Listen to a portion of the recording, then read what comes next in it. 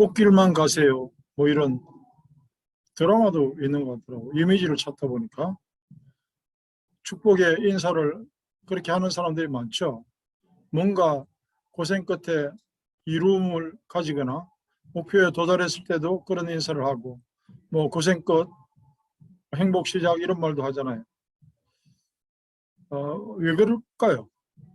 꽃길이 그렇게 쉽지는 않구나. 인생이 늘 꽃길만 가면 얼마나 좋을까. 그런 뜻이 포함된 줄 압니다. 행복이 뭔지는 모르고 꽃길이 뭔지는 잘 모르지만 하여튼 꽃길만 가세요. 가시밭길보다는 꽃길만 가세요. 라고 하는 것은 바람이지 사실 그거를 경험한 사람도 없고 그게 얼마나 좋은 것인지 사람들은 모를 겁니다. 오늘 야고보서 말씀해 보면 시험을 만날 때에 기쁘게 여기고 원망하지 말고 이런 말씀을 생각하면서 우리는 저 멀리 출애굽기 현장으로 빨리 달려가 봐야 됩니다. 애굽 땅 종되었던 집에서 이끌어내신 전능하신 하나님이 꽃길만 가게 하시고 즐거운 노래만 부르는 인생을 살게 할 줄을 모르셨을까? 힘이 부족하셨을까? 왜 하나님은 그 애굽 땅 종되었던 집에서 나오자마자 홍해를 만나게 하고 험악한 광야길로 그 고생길을 하면서 지나가게 했을까? 40년이라는 세월이 지나도록 맨날 메뉴는 정해져 있어요.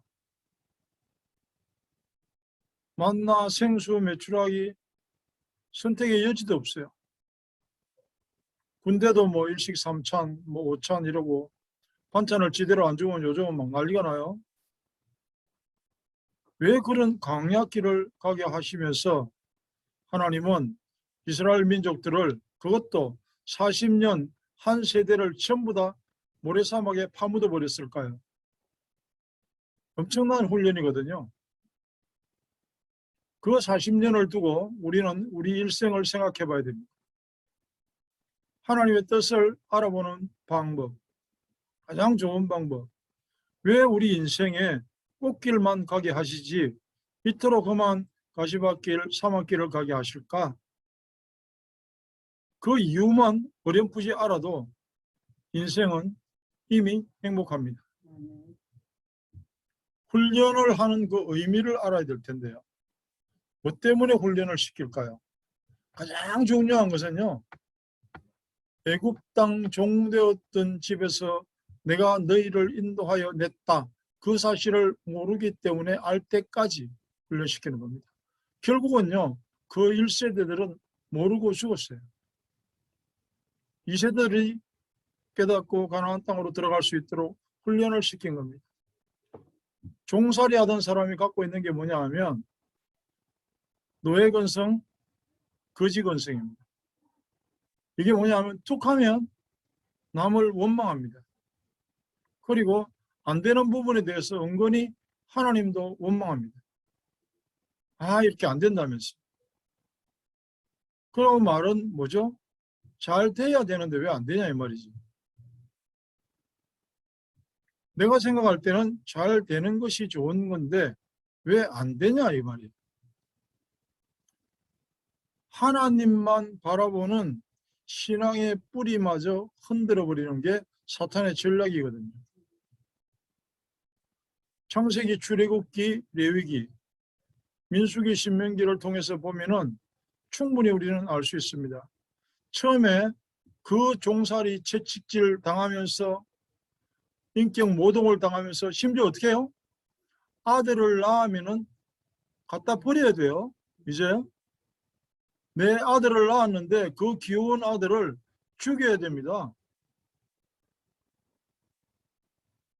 그런 험악한 가운데서 해방을 시켜줬는데 홍해를 만나자마자 이스라엘 민족들이 하는 말은 모세를 죽여버리든가 저걸 바꾸자 저거 말고 다른 지도자를 세우는데 그 지도자로 하여금 어떻게 하자고?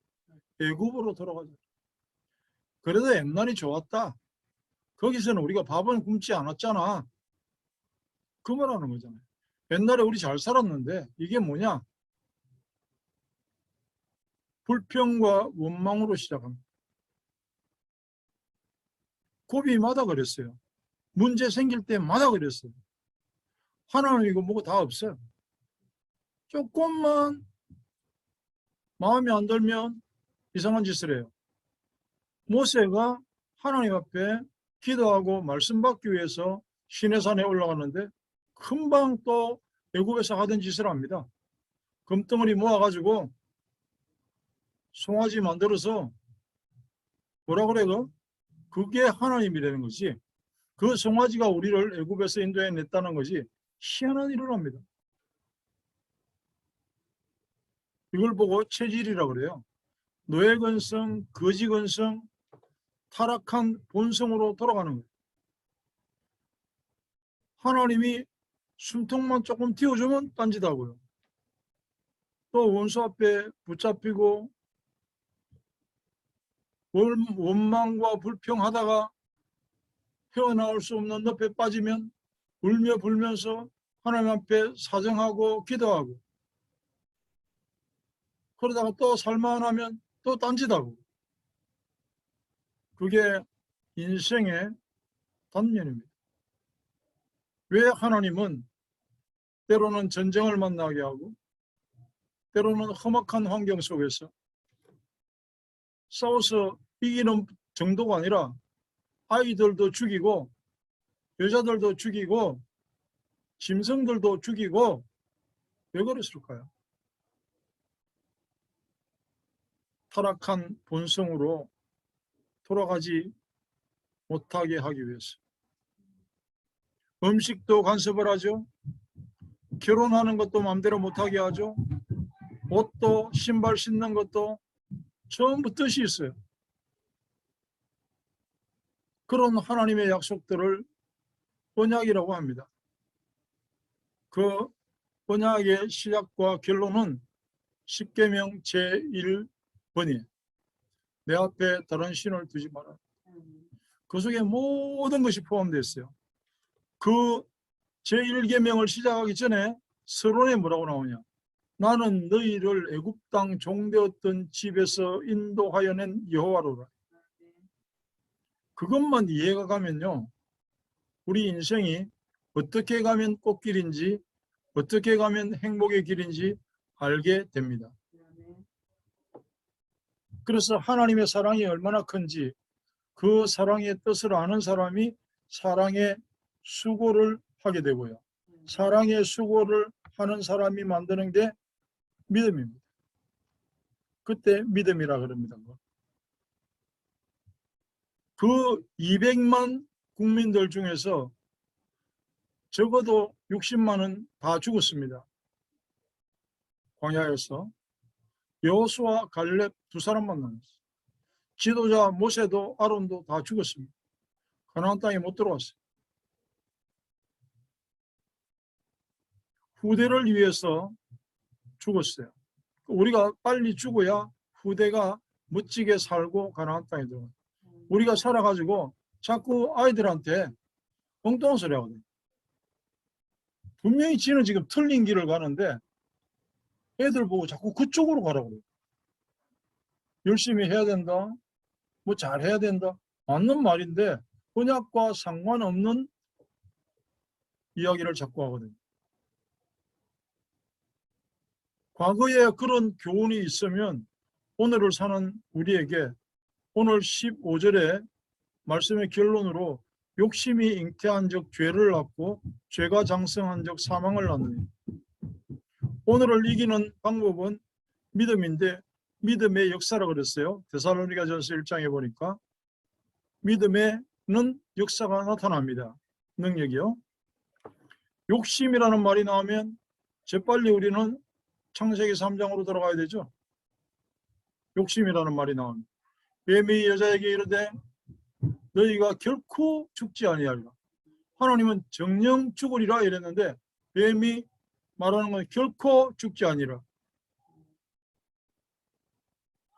하나님의 음성은 희미해져 가는데 뱀의 목소리는 너무 크게 들려와요. 결코 죽지 아니하리라. 너희가 그것을 먹는 날에는 눈이 밝아져서 하나님과 같이 되어.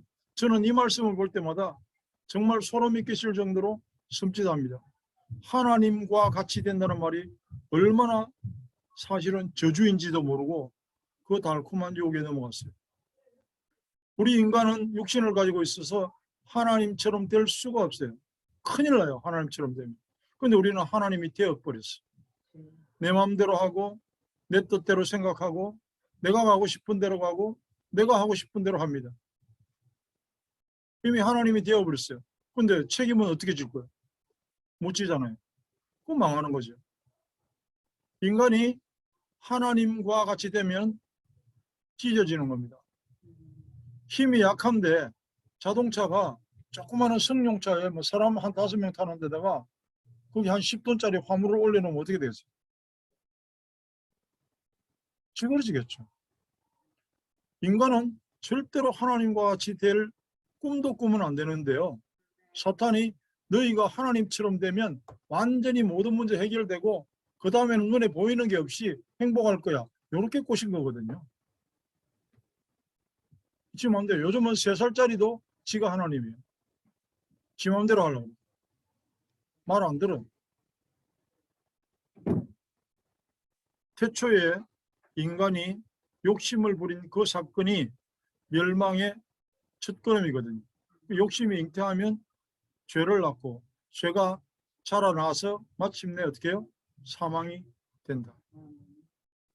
주제 파악을 놓치게 하는 게 시험이고 유혹이고 멸망입니다. 사단이 우리를 주제 파악을 못하게 해요. 너는 인간이다 이래야 되는데 네가 하나님처럼 될 거다 이런.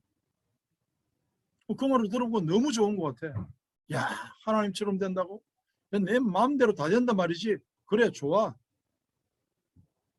그게 창세기 3장입니다. 창세기 2장 17절에 보면 정령 죽으리라 이랬는데 그 말씀은 간 것도 없어요. 사탄이 말하는 게 너무 달콤하고 너무 멋있고 너무 그럴듯하고 합리적이고 과학적이고 그래서 망했어요. 사탄의 조종을 받는 뱀의 말을 들었어요. 오늘을 사는 방법, 믿음이거든요. 뭘 믿어요? 하나님의 말씀을 믿는.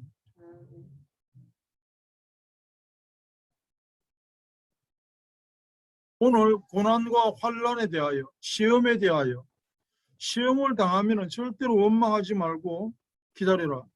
왜요? 소망에 있네. 우리가 분명한 바람을 가지고 있다면 기다릴 수 있죠.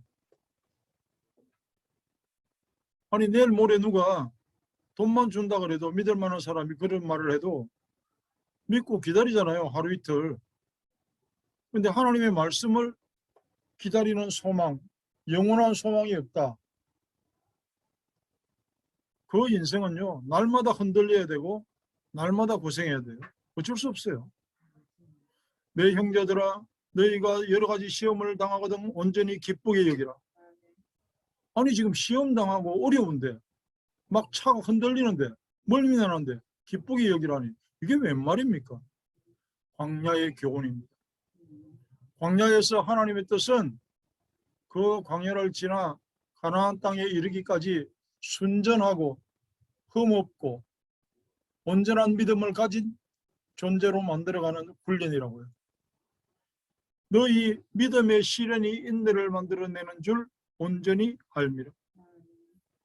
믿음으로 시련을 이겨낼 때 소망이라고 하는 그 분명한 동기부여가 인내를 만들어낸다. 시험과 환난이 시작됨을 알거든 하나님이 드디어 나를 재개발하시는구나. 하나님의 공사를 시작하셨구나. 재창조의 역사가 시작되는구나. 알면 돼요. 내 인생에 흘린 눈물이 찬양이었다고 하는 사실을 그때 알게 됩니다. 안 그러면 인생 너무 슬퍼요. 날이 가면 갈수록 내 인생이 허무합니다. 몇 년 동안 연락을 안 하던 분이 갑자기 카톡 왔어. 나이가 제가 다시 분이 목사님 세월 앞에서는 장사가 없다 그러더니 요즘은 조금만 운동을 해도 파스를 붙여야 되고 인생이 서글픕니다. 그렇게 되면 인생은 점점 서글퍼집니다. 왜요? 내가 생각하는, 내가 기준하는 그 무엇인가가 안 되고 있다는 이야기. 우리는 하나님 앞에서 정말 소망의 인내로 미래를 향하여 살 수 있는 능력을 어디서 받느냐? 말씀에서 받죠. 시험과 환난. 하나님이 드디어 나도 새롭게 리모델링을 하시는구나. 그걸 깨닫는 걸 보고 은혜라 그럽니다. 우리는 지금 고속도로를 달리는 시대를 살잖아요. 집에서 나와서 5분 내로 프리웨이를 만나는 집이 좋은 집이라 그러죠. 교통을 좋다 그러죠. 우리 집은 뭐 원텐도 지나가고 405도 지나가고 뭐 91번도 지나가고 이런 프리웨이가 집을 나서서 5분 내로 프리웨이를 탈 수 있으면 좋은 환경이라 그럽니다만은 우리는 이 시대를 살면서 좁은 길, 좁은 문을 한 번쯤 생각해 봐야 돼요. 왜 예수님은 좁은 문으로 가라 그랬고 좁은 길로 가라 그랬을까?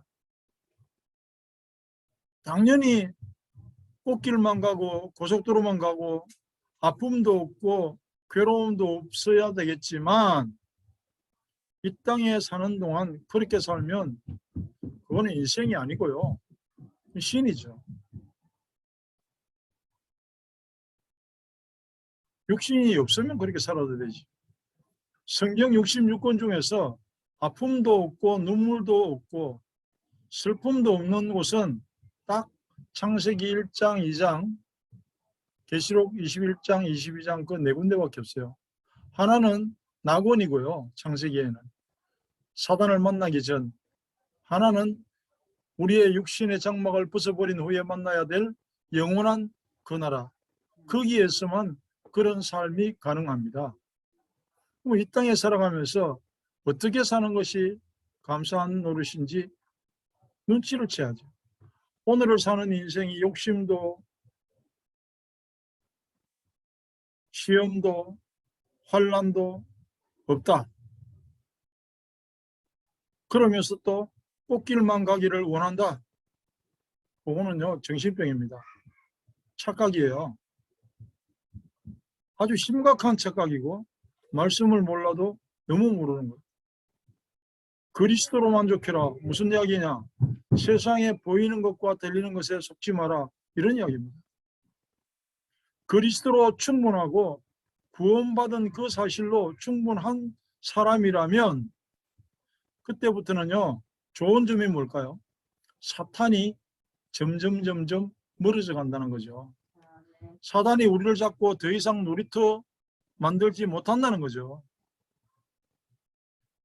우리 욥기서를 저는 지금 타이핑을 하고 있는 중인데 이번 주에 욥기하고 사도행전을 이제 타이핑을 했는데 욥을 괴롭히던 방법이 뭡니까? 행복이라고 말할 수 있는 세상의 모든 조건을 뺏어가고 나중에는 몸까지 죽지 않을 만큼 괴롭게 만드는 게 그렇게 해서 욥을 괴롭혔는데 욥은 그 괴로움 때문에 원망하지 않고 하나님 앞에 바로 섰다. 그럼 우리가 욥보다 더 멋있는 소망의 인내를 가질 수 있는 방법은 뭘까요? 말씀입니다. 뭐 교회에 열심히 다닌다는 거하고 말씀을 붙드는 거하고는 조금 다른 이야기예요.